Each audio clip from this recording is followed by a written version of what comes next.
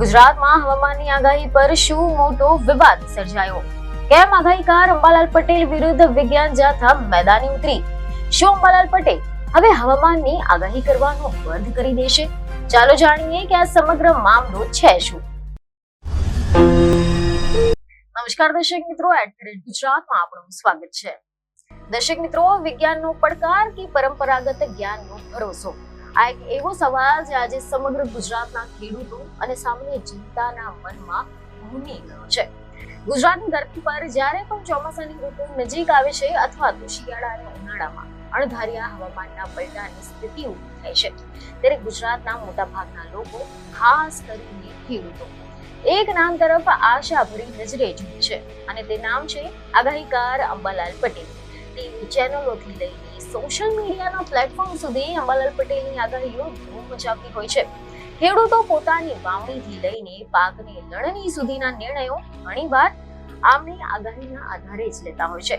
પરંતુ તાજેતરમાં જ આ આખી પરંપરા અને ભરોસાની સામે એક બહુ મોટો વિવાદ ઉભો થઈ ગયો છે. જી હા, એવા સમાચાર સામે આવી રહ્યા છે કે રાજકોટ સ્થિત અંધશ્રદ્ધા નિર્મૂલન માટે કાર્યરત સંસ્થા વિજ્ઞાન જાથાના પ્રમુખ જયંત પંડ્યાએ અંબાલાલ પટેલની સામે મોરચો માંડ્યો છે અને તેમને સરેઆમ હવામાનની આગાહી કરવાનું તાત્કાલિક ધોરણે બંધ કરી દેવા માટે આદેશાત્મક લહેજામાં કહ્યું છે. આ વિવાદ માત્ર બે વ્યક્તિઓ વચ્ચેનું નથી, પરંતુ તે આધુનિક વિજ્ઞાન, સરકારી સંસ્થાઓ અને વર્ષો જૂના પરંપરાગત વર્તારા તથા વ્યક્તિગત અનુભવ વચ્ચેનો એક બહુ મોટો ટકરાવ બની ગયો છે. વિજ્ઞાન જાથાના જયંત પંડ્યાનો મુખ્ય આરોપ એવો છે કે અંબાલાલ પટેલ કોઈ પણ વૈજ્ઞાનિક પદ્ધતિ, સેટેલાઇટ ડેટા કે પછી આધુનિક ટેકનોલોજીના સાધનો વગર માત્ર મનની સ્ફુરણા અને અટકળોના આધારે વાવાઝોડા અને ભારે વરસાદની ડરામણીઓ આગાહી કરે છે. આના કારણે નિર્દોષ ખેડૂતો ભારે ભ્રમમાં મુકાઈ જાય છે અને ઘણી વખત તો ખોટા નિર્ણયો લઈને આર્થિક નુકસાનીનો ભોગ પણ બને છે. અને આવી વણમાંગી સલાહો આપીને લોકોના મનમાં ખોટો ભય ફેલાવવાનું કામ બંધ થવું જોઈએ, કારણ કે તેમની પાસે એવા કોઈ જ ચોક્કસ ડેટા નથી કે જે સાબિત કરે છે કે અંબાલાલ પટેલની મોટા ભાગની આગાહીઓ તથ્યહીન અને ખોટી સાબિત થઈ છે. તમને તાજેતરમાં જ જૂનાગઢમાં એકઠા થયેલા 47 જેટલા પરંપરાગત આગાહીઓકારોને દાખલો આપતા જણાવ્યું કે આ તમામ લોકોએ વરસાદની જે તારીખો આપી હતી તે તદ્દન ખોટી પડી છે અને આ તમામ પ્રવૃત્તિઓ માત્ર ને માત્ર પ્રસિદ્ધિ મેળવવા માટે થતી હોવાનો પણ આક્ષેપ તેમણે કર્યો હતો. તો બીજી તરફ હવે આપણે વાત કરીએ અંબાલાલ પટેલની. અંબાલાલ પટેલની સફર અને આગાહીઓ પાછળનું જે પરંપરાગત રહસ્ય છે તે જાણવું પણ એટલું જ રસપ્રદ છે. તો આ ગંભીર આરોપોને અંબાલાલ પટેલે મીડિયા સાથેની વાતચીતમાં આ તમામ આક્ષેપોને સખત શબ્દોમાં નકારી કાઢ્યા હતા અને પોતાનો પક્ષ અત્યંત મજબૂતાઈથી રજૂ કર્યો હતો.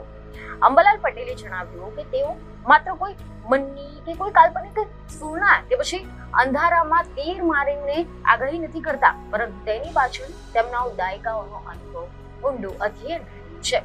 તેઓ પૃથ્વીના દક્ષિણ ગોળાર્ધ અને ઉત્તર ગોળાર્ધમાં પ્રવર્તી હવામાનની વૈશ્વિક સ્થિતિ પર ઝીણવટભરી નજર રાખે છે. આફ્રિકાના જંગલોથી લઈને ચીન સુધીના વાતાવરણમાં થતા ફેરફારો, ભૂમધ્ય સાગરની હલચલ, પ્રશાંત મહાસાગરના પ્રવાહો અને અલ નીનો કે લા નીનો જેવી ભૌગોલિક અસરોની તેઓ સતત અભ્યાસ કરતા રહે છે. અને આ તમામ આધુનિક વૈશ્વિક પરિબળોની સાથે સાથે તેઓ ભારતના પ્રાચીન વર્ષા વિજ્ઞાન અને જ્યોતિષ ગ્રંથોનો પણ આશરો લે છે. અંબાલાલના જણાવ્યા અનુસાર પ્રાચીન ગ્રંથોમાં વરસાદના ગર્ભ બંધાવવાની પ્રક્રિયાનો અદ્ભુત વર્ણન છે. આકાશમાં વરસાદનો ગર્ભ બંધાય ત્યારથી લઈને તે ચોમાસા તરીકે વરસે ત્યાં સુધીનો સમયગાળો અંદાજિત 195 દિવસનો હોય છે અને તેઓ આ તમામ 195 દિવસો દરમિયાન પ્રકૃતિમાં થતા રોજબરોજના નાનામાં નાના ફેરફારોની કાયદેસર ડાયરીમાં નોંધ રાખે છે. વનસ્પતિના લક્ષણો, પશુ પક્ષીઓની ચેષ્ટાઓ, પવનની દિશા, આકાશના રંગોના અવલોકનને વૈજ્ઞાનિક ઢબે સરખાવીને જ તેઓ તારણ પર પહોંચે છે. તેમણે વિજ્ઞાન જાથાને પડકાર ફેંકતા વળતો સવાલ કર્યો છે કે જો મારી આગાહીઓ તદ્દન ખોટી જ પડતી હોય તો પછી ગુજરાતનો આટલો મોટો ખેડૂત વર્ગ છેલ્લા 4 દાયકાથી મારા પર આટલો અતૂટ વિશ્વાસ કેમ મૂકે છે. તેમણે ભાવુક થઈને એમ પણ ઉમેર્યું કે હું કોઈ વ્યવસાય કે પછી આર્થિક લાભ માટે આ નથી કરી રહ્યો. હું તો ખેડૂતોના હિત માટે રાત દિવસ મહેનત કરું છું અને જે દિવસે ગુજરાતનો ખેડૂત પોતે આવીને મને કહેશે કે અંબાલાલ બાપા હવે તમારી આગાહીની અમને જરૂર નથી, તે જ ક્ષણે હું આ કામ કાયમ માટે બંધ કરી દઈશ, પરંતુ કોઈ સંસ્થાના દબાણથી હું પીછેહટ નહીં કરું. જોકે આ વિવાદને વધુ તાર્કિક રીતે સમજવા માટે અંબાલાલ પટેલના ભૂતકાળ અને તેમની સફર પર નજર નાખવી અનિવાર્ય છે. તો આ અંગે કેટલાક અહેવાલ સામે આવી રહ્યા છે કે અંબાલાલ પટેલ કોઈ સામાન્ય આગાહીકાર નથી, પરંતુ તેઓ આણંદ કૃષિ યુનિવર્સિટીમાંથી બીએસસી એગ્રીકલ્ચરની ડિગ્રી મેળવનાર એક કૃષિ સ્નાતક છે. અભ્યાસ પૂર્ણ કર્યા બાદ તેઓ સરકારી સેવામાં બીજ પ્રમાણનના અધિકારી તરીકે લાંબો સમય સુધી ફરજ બજાવી ચૂક્યા છે.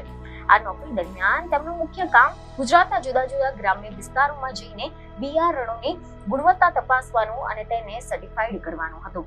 આ પ્રવાસ દરમિયાન જ્યારે તેમને પર તેઓ કપાસ અને અન્ય પાકોનો નબળો વિકાસ જોતા ત્યારે ખેડૂતો તેનું કારણ પૂછતા અને ખેડૂતો હંમેશા ચિંતાતુર ચહેરે એક જ જવાબ આપતા કે સાહેબ, આ વખતે જો વરસાદે દગો દીધો છે, સમયસર વરસાદ ન પડ્યો એટલે પાક બગડી ગયો અને ખેડૂતોની આ લાચારી અને કુદરત પરની નિર્ભરતા જોઈએ અંબાલાલ પટેલના મનમાં એક વિચાર જાગ્યો કે જો વરસાદ ક્યારે આવશે અને કેવો આવશે તેની આગોતરી સચોટ માહિતી ખેડૂતોને મળી જાય તો પછી તેઓ મોટા નુકસાનમાંથી બચી શકે છે. અને આ જ જિજ્ઞાસાએ તેમના મનમાં સંશોધનના બીજ રોપ્યા હતા. તેમણે નોકરીની સાથે સાથે નવસારી અને જૂનાગઢ જેવા વિસ્તારોની મુલાકાત વખતે પ્રાચીન વર્ષા વિજ્ઞાન, જૈન સાહિત્ય, ખગોળશાસ્ત્ર અને જ્યોતિષના દુર્લભ પુસ્તકો ખરીદીને વાંચવાનું શરૂ કર્યું હતું. અને વર્ષ 1980માં તેમણે સત્તાવાર રીતે પંચાંગ અને સ્થાનિક વાયુ મંડળના આધારે વરસાદના વર્તારા આપવાની શરૂઆત કરી હતી. સમય જતાં જેમ જેમ ટેકનોલોજીનો વિકાસ થયો તેમ તેમને પરંપરાગત જ્ઞાનની સાથે સેટેલાઇટ ઇમેજીસ અને વૈશ્વિક હવામાનના નકશાઓ જોવાનું પણ શીખી લીધું હતું. છેલ્લા 2-3 વર્ષમાં સોશિયલ મીડિયા અને પ્રાદેશિક ન્યૂઝ ચેનલોના આક્રમક યુગમાં તેમની લોકપ્રિયતા આખા ગુજરાતમાં સર્વોચ્ચ શિખરે પહોંચી ગઈ છે અને આના કારણે તેઓ આજે ચર્ચાના કેન્દ્રમાં આવી ગયા છે. તો બીજી તરફ અંબાલાલ પટેલની સામે શિંગડા ભરાવનાર વિજ્ઞાન જાથાના પ્રમુખ જયંત પંડ્યા પણ કોઈ નાનું સૂનું નામ નથી. અહેવાલ અનુસાર તેઓ છેલ્લા 30 વર્ષ કરતા વધુ સમયથી ગુજરાતના ખૂણે ખૂણે અંધશ્રદ્ધા, વહેમ, ભુવાઓ, તાંત્રિકો, નકલી મૌલવીઓ અને ચમત્કારોના નામે ભોળી જનતાને છેતરવાના જે તત્વો છે તેમની સામે એક સળગતી મશાલ લઈને લડી રહ્યા છે. જયંત પંડ્યા હંમેશા પોતાના કાર્યક્રમોની શરૂઆતમાં સ્પષ્ટતા કરે છે કે તેમની સંસ્થા કોઈ પણ ધર્મ, શાસ્ત્ર, ઈશ્વર કે અલ્લાહની વિરોધી નથી, પરંતુ ધર્મના નામે કે લોકોની આસ્થાને દુરુપયોગ કરીને જે લોકો પોતાની દુકાનો ચલાવે છે તેમની સામે વિજ્ઞાન જાથાનો સખત વિરોધ છે. ગુજરાતમાં તાજેતરમાં ભારે ચર્ચાસ્પદ બનેલા બાગેશ્વર ધામના ધીરેન્દ્ર કૃષ્ણ શાસ્ત્રીના દિવ્ય દરબારો અને તેમના કથિત ચમત્કારોને જાહેરમાં પડકાર ફેંકનાર અને તેમની સામે પુરાવા માંગનાર બહુ જ જૂજ લોકોમાં જયંત પંડ્યા મોખરે હતા. આ અંધશ્રદ્ધા વિરોધી અભિયાન ચલાવવા બદલ તેમના પર ભૂતકાળમાં પણ ઘણા બધા જીવલેણ હુમલા થયા હતા અને અગણિત ધમકીઓ પણ મળી હતી. તેમ છતાં પણ તેઓ પોતાની ટીમ સાથે સતત ગામડાઓની શાળાઓ અને કોલેજોમાં જઈને વૈજ્ઞાનિક અભિગમ કેળવવાના પ્રયોગો બતાવે છે. તેમની દલીલ છે કે હવામાન એ સંપૂર્ણપણે ભૌતિક વિજ્ઞાન અને પૃથ્વીના વાતાવરણની ગતિવિધિઓ પર આધારિત વિષય છે. તેનો કોઈ પંચાંગ કે પ્રાચીન શ્લોકોના આધારે ચોક્કસ તારીખોમાં બાંધી નહીં શકાય. અને આવી બિનવૈજ્ઞાનિક આગાહીઓથી ખેડૂતો ક્યારેક વહેલી વાવણી કરી નાખે છે તો ક્યારેક પાક લણવાનું ટાળી દે છે અને આનાથી કરોડો રૂપિયાનું નુકસાન થાય છે. અને આ જ કારણ છે કે તેઓ અંબાલાલ પટેલ જેવા બિનસત્તાવાર આગાહીકારોના સખત વિરોધી બન્યા છે. આ સમગ્ર વિવાદની વચ્ચે સામાન્ય નાગરિકો અને ખેડૂતોએ કોના પર ભરોસો કરવો તે પ્રશ્નના જવાબ રૂપે ભારતીય હવામાન વિભાગ એટલે કે IMD-ના ગુજરાત એકમના વડા અશોક કુમાર દાસે બહુ મહત્વની અને તટસ્થ કાનૂની તેમજ વૈજ્ઞાનિક વિગતો રજૂ કરી છે. સમાચાર સામે આવી રહ્યા છે કે તેમણે સ્પષ્ટ શબ્દોમાં જણાવ્યું છે કે હવામાન એ અત્યંત પરિવર્તનશીલ અને જટિલ પ્રક્રિયા છે, જેને અબજો રૂપિયાના super computers, radar system, space satellites અને દેશ વિદેશના સેંકડો વૈજ્ઞાનિકોના અદ્યતન ડેટા મોડેલિંગ દ્વારા જ સમજી શકાય છે. તેથી જ જનતાને માત્ર ને માત્ર સત્તાવાર સરકારી હવામાન વિભાગની આગાહીઓ પર જ વિશ્વાસ મૂકવો જોઈએ. સરકાર દ્વારા સામાન્ય લોકો માટે મોસમ એપ લોન્ચ કરવામાં આવી છે જે ક્ષણે ક્ષણની સચોટ માહિતી આપે છે. આના ઉપરાંત ખાસ કરીને ખેડૂત ભાઈઓ માટે મેઘદૂત એપ બનાવવામાં આવી છે જે ઓટોમેટિકલી લોકેશન ટ્રેક કરીને આગામી 5 દિવસની વાતાવરણની સ્થિતિ, તાપમાન, હીટ વેવ, કોલ્ડ વેવ અને વાવાઝોડાની રિયલ ટાઈમ અપડેટ ખેડૂતોને પોતાની માતૃભાષા ગુજરાતી સહિત અનેક ભાષાઓમાં પૂરી પાડે છે. અશોક કુમાર દાસે સોશિયલ મીડિયા પર ચાલતા હાઇપ અને સસ્પેન્સ ઊભું કરતી ખાનગી આગાહીઓથી દૂર રહેવા માટે પણ કડક સલાહ આપી છે.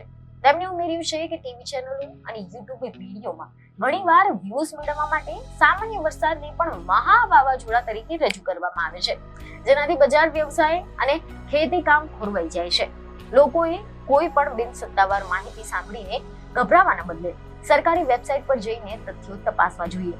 અને આમ આ વિવાદ અત્યારે ચરમસીમાએ પહોંચી ગયો છે, જ્યાં એક તરફ દાયકાઓથી લોકોના હૃદયમાં સ્થાન પામેલા અંબાલાલ પટેલનું પરંપરાગત અને અનુભવ આધારિત જ્ઞાન છે, ત્યાં જ બીજી તરફ અંધશ્રદ્ધા અને બિનવૈજ્ઞાનિક બાબતો સામે લડતું વિજ્ઞાન જાથાનું આંદોલન છે.